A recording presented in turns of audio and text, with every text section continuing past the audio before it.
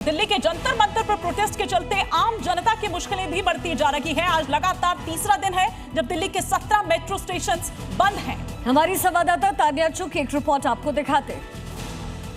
दिल्ली में security protocol के चलते जगह जगह आज तीसरा दिन है कि फिर से 16 मेट्रो स्टेशन बंद हैं और जगह जगह ट्रैफिक डाइवर्जन हैं। सिक्योरिटी को काफ़ी टाइट किया हुआ है।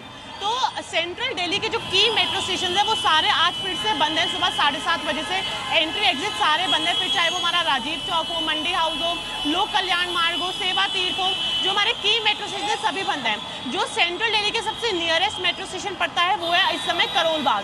वहाँ पर मेरी मौजूदगी है और आसपास के सारे स्टेशन बंद होने की वजह से एक यहाँ पर कितना भार पड़ गया है, कितनी भीड़ बढ़ गई है। तो यहाँ पे आपको एक बार तस्वीरों में दिखाएंगे किस तरीके से जो है ट्रैफिक को कंट्रोल किया जा रहा है। दिल्ली पुलिस और ट्रैफिक पुलिस की यहाँ पर तैनाती है, सुरक्षा बलों को तैनात किया गया है और लगातार ऑटोज को, रिक्शास को यहाँ से निकाला जा रहा है ताकि कोई भी यहाँ पर रुके नहीं। लेकिन एक मेट्रो स्टेशन पे जब इतनी भीड़ बढ़ गई है, फुटफॉल इतना ज़्यादा बढ़ गया है ड्रास्टिकली रोज़ के मुकाबले, क्योंकि आसपास के बाकी सभी मेट्रो स्टेशन बंद हैं, तो लोगों को काफ़ी दिक्कतों का सामना करना पड़ रहा है। क्योंकि आपकी जो एंट्री और एग्जिट की लाइंस है वो बेहद बढ़ गई हैं, भारी संख्या में लोग पहुंच रहे हैं। उसके साथ साथ नीचे क्योंकि आपको ऑटोज और बसेज जो हैं वो काफ़ी लिमिटेड मिल रही हैं, तो उस वजह से लोगों को दिक्कतें हो रही। तो कांग्रेस पार्टी लगातार शिक्षा मंत्री धर्मेंद्र प्रधान के इस्तीफे पर अड़ी हुई है। वहीं सरकार का दावा है कि विपक्ष संसद चलने नहीं देना चाहता। इसी बीच राहुल गांधी की तरफ से भी तमाम स्टेटमेंट्स दिए गए।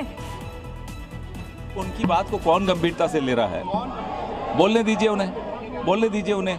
22-25 दिन बाद मुंह खोलते हैं और अजीब सी बातें कर रहे हैं। साहब, अभी आज देश का नौजवान सड़कों पर किसी कारण से है, कुंठाग्रस्त है, और ये इस तरह के लफाजी से अब उनकी कुंठा दूर नहीं होने वाली। राहुल गांधी, केजरीवाल, चाहे अखिलेश यादव, ये पॉलिटिकल उत्सव मना रहे हैं कि एक अच्छा मौका मिला है और प्रधानमंत्री संवेदनशीलता के साथ बच्चों के साथ खड़े रहे और 22 लाख से ऊपर बच्चे एग्जाम भी दिए, अब एडमिशन की तैयारी कर रहे हैं। कड़ा कानून की भी बात की, फास्ट ट्रैक की भी बात की। और इधर कांग्रेस अध्यक्ष मल्लिकार्जुन खड़गे ने आरोपों पर केंद्रीय मंत्री अर्जुन राम मेघवाल पर पलटवार किया है। क्या कुछ कहा, सुनिए।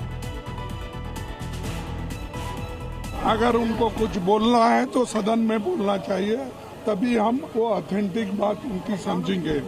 जब वो आएंगे स्टेटमेंट करने तो उनको रात के 12 बजे करने के बजाय दिन में पार्लियामेंट में आके अगर वो कहे क्या कहना चाहते हैं, हम देखेंगे।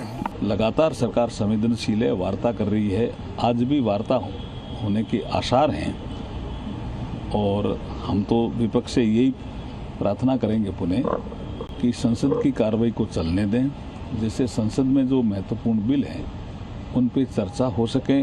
और अगर आप चाहते हैं पेपर लीक पे चर्चा सबसे पहले, तो वो भी हमारे संसदीय कार्य मंत्री किरण रिजिजू जी ने बोल दिया कि पेपर लीक पे भी चर्चा हम सबसे पहले कर सकते हैं। और लोकसभा एडजॉर्न होने के बाद राहुल गांधी ने पहला स्टेटमेंट दिया। उन्होंने कहा है कि मुझे बोलने का मौका नहीं दिया गया, धर्मेंद्र प्रधान को जाना होगा। ये राहुल गांधी की तरफ से एक बार फिर से दोहराया गया। और प्रधानमंत्री नरेंद्र मोदी कि वो चाहते हैं कि हम एमपी से कहें कि डिस्कशन होना चाहिए। अब नॉर्मल प्रोटोकॉल होता है कि अगर कोई किसी का नाम लेता है तो फिर उसको रिस्पांस दिया जाता है। तो हमसे कहा कि हमें चर्चा करनी है। जब मैं उसका जवाब देना चाह रहा था, फिर मुझसे माइक ले लिया, मुझे अपॉर्चुनिटी नहीं दी। मगर मैं क्लियरली कहना चाहता हूं, जो ऑपोजिशन का स्टांस है, 3 मांगे हैं स्टूडेंट्स की। पहली मांग, corrupt education minister has to go. Second, जिन लोगों ने स्टूडेंट्स पे आक्रमण किया, मारा, उन पर एक्शन, अकाउंटेबिलिटी। और third, that prime minister should apologize to the students. तो सुना आपने राहुल गांधी यहां पर यह कहते हुए कि उन्हें बोलने का मौका नहीं दिया गया। उन्होंने कहा कि एक प्रोटोकॉल होता है, जब आप नाम ले रहे हैं तो फिर उसके बाद जब मेरी बारी आई तो फिर माइक बंद कर दिया गया, मुझे बोलने नहीं दिया गया। लेकिन फिर अपनी उन 3 मांगों को मीडिया से जब वो मुखातिब हुए तो दोहराते हुए कि अकाउंटेबिलिटी तय होने की बात एक तो कहते हुए नजर आए, दूसरी बात यह कि धर्मेंद्र प्रधान को जाना ही होगा, तीसरी बात यह कि प्रधानमंत्री नरेंद्र मोदी माफी मांगे।